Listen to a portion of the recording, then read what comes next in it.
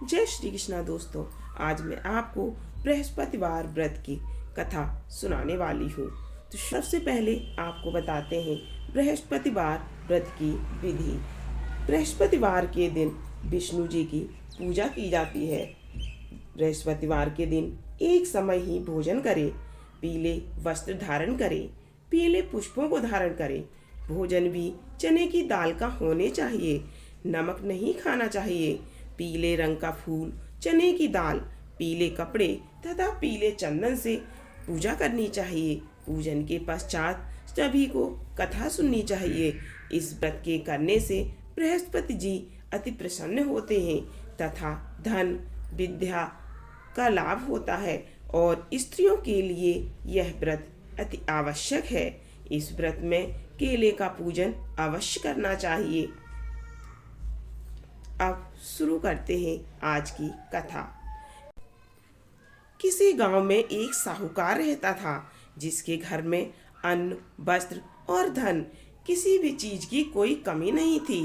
परंतु उसकी स्त्री बहुत ही कृपण थी। किसी भी भिक्षार्थी को वो कुछ भी नहीं देती थी। सारे दिन घर के कामकाज में लगी रहती थी।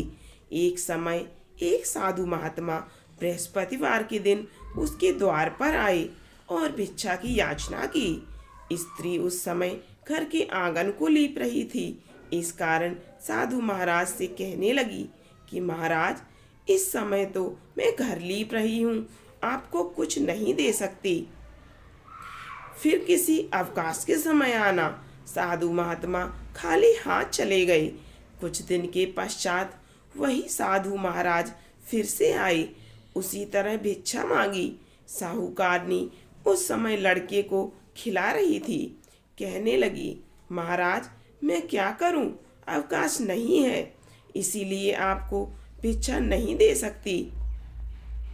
तीसरी बार महात्मा आए तो उसने उन्हें उसी तरह से टालना चाहा, परंतु महात्मा जी कहने लगे, यदि तुमको बिल्कुल ही अवकाश हो जाए तो मुझको भिक्षा दोगी। साहूकारनी कहने लगी कि महाराज, यदि ऐसा हो जाए तो आपकी बड़ी कृपा होगी। साधु महात्मा जी कहने लगे, अच्छा, मैं एक उपाय बताता हूँ। तुम बृहस्पतिवार को दिन चढ़ने पर उठो और सारे घर में झाड़ू लगाकर कूड़ा एक कोने में जमा करके रख दो।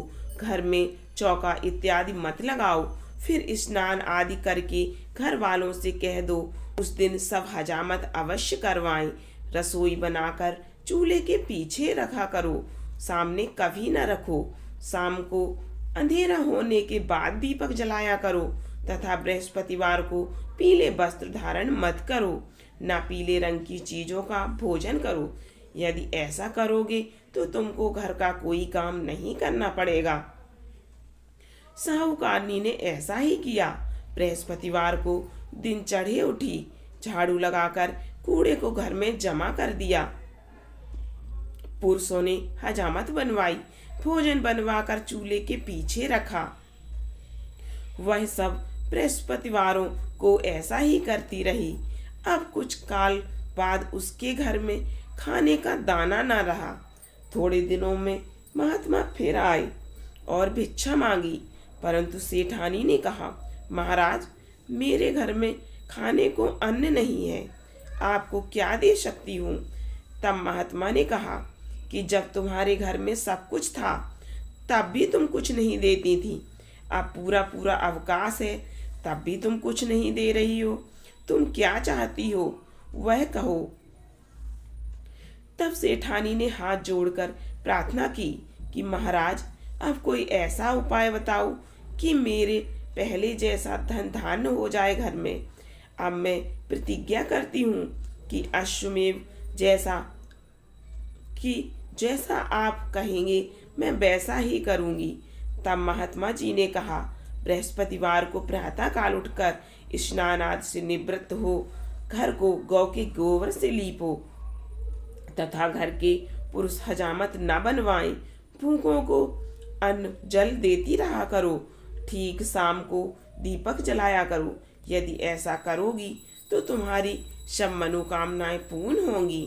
बृहस्पति जी की कृपा से तुम्हारे घर में किसी भी चीज की कोई कमी नहीं होगी।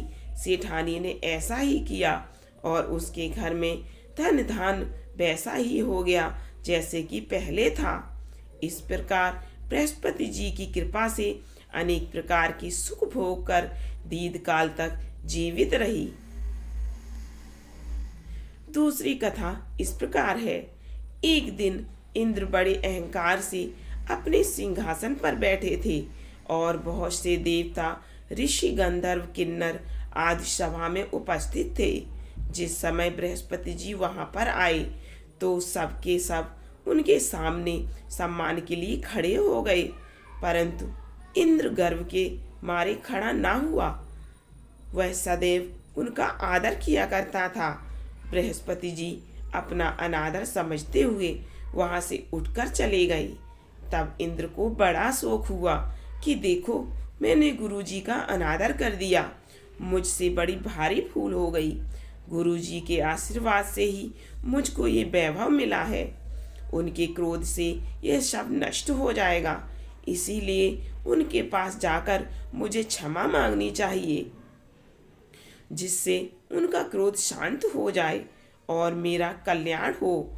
ऐसा विचार कर इंद्र उनके स्थान पर गए।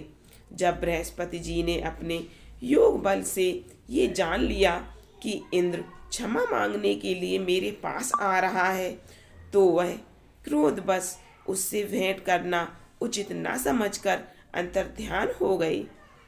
जब इंद्र ने बृहस्पति जी को घर पर न देखा, तब निराश होकर लौट आए। जब दैत्यों के राजा वृषवर्मा को यह समाचार विदित हुआ, तो उसने अपने गुरु शुक्राचार्य की आज्ञा से इंद्रपुरी को चारों तरफ से घेर लिया। गुरु की कृपा न होने के कारण देवता हारने व मार खाने लगे।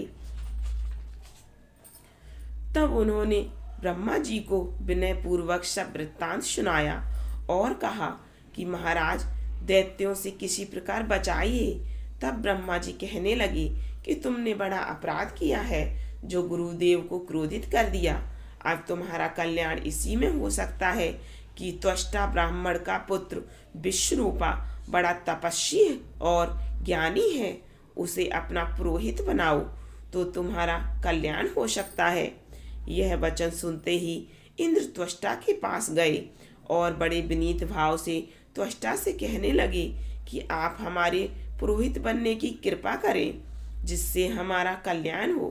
तब त्वष्टा ने उत्तर दिया कि पुरोहित बनने से तपोबल घट जाता है, परंतु तुम बहुत विनती करते हो, इसीलिए मेरा पुत्र विश्वरूपा पुरोहित बनकर तुम्हारी रक्षा करेगा। विश्वरूपा ने पिता की आज्ञा से पुरोहित बन के ऐसा यत्न किया कि हरि इच्छा से इंद्र वृषवर्मा को युद्ध में जीतकर अपने इंद्रासन पर स्थित हुआ। विश्वरूपा के 3 मुख थे। एक मुख से वह सोमपल्ली लता का रस निकाल पीते थे, दूसरे मुख से वह मदिरा पीते थे और तीसरे मुख से अन्न आदि भोजन करते थे।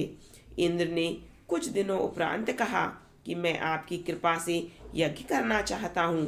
जब विश्वरूपा की आज्ञा अनुसार यज्ञ प्रारंभ हो गया, तब एक दैत्य ने विश्वरूपा से कहा कि तुम्हारी माता दैत्य की कन्या है, इस कारण हमारे कल्याण के निमित्त एक आहुति दैत्यों के नाम पर भी दे दिया करो तो अति उत्तम बात होगी। विश्वरूपा उस दैत्य का कहा मानकर आहुति देते समय दैत्य नाम भी धीरे धीरे से लेने लगा। इसी कारण यज्ञ करने से देवताओं का तेज नहीं बढ़ा। इंद्र ने यह वृत्तांत जानते ही क्रोधित होकर विश्वरूपा के 3 सर काट डाले। मद्यपान करने से भंवरा, सोमपल्ली पीने से कबूतर और अन्न खाने से के मुख से तीतर बन गया। विश्वरूपा के मरते ही इंद्र का स्वरूप ब्रह्महत्या के प्रभाव से बदल गया।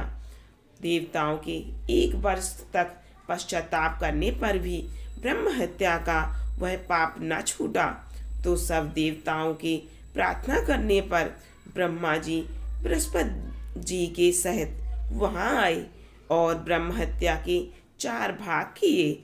उनमें से एक भाग पृथ्वी को दिया।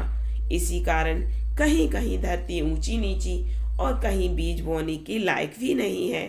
साथ ही ब्रह्मा जी ने यह वरदान दिया, जहाँ पृथ्वी में गड्ढा होगा कुछ समय पाकर वह स्वयं भर जाएगा। दूसरा वृक्षों को दिया, जिसमें उनमें से गोंद बनकर बहता रहेगा। इस कारण गूगल के अतिरिक्त सब गोंद को अशुद्ध समझते हैं। वृक्षों को यह वरदान दिया कि ऊपर से सूख जाने पर जड़ फिर से फूट जाती है। तीसरा भाग स्त्रियों को दिया।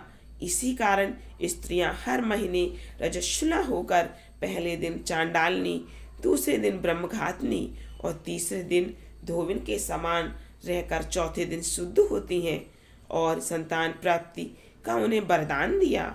चौथा भाग जल को दिया, जिससे फैन और सिवाल आदि जल के ऊपर आ जाते हैं। जल को यह वरदान मिला कि वह जिस चीज में डाला जाएगा उसका बोझ बढ़ जाएगा। इस प्रकार इंद्र को ब्रह्म हत्या के पाप से मुक्त किया। जो मनुष्य इस कथा को पढ़ता या सुनता है उसके सब पाप बृहस्पति जी महाराज की कृपा से नष्ट हो जाते हैं। बोलो बृहस्पति देव महाराज की जय। अगली कहानी सुनने के लिए प्लीज़ मेरे चैनल को सब्सक्राइब कर लीजिएगा और मेरी वीडियो को लाइक एंड कमेंट जरूर कीजिएगा। फिर मिलते हैं अगली कहानी में।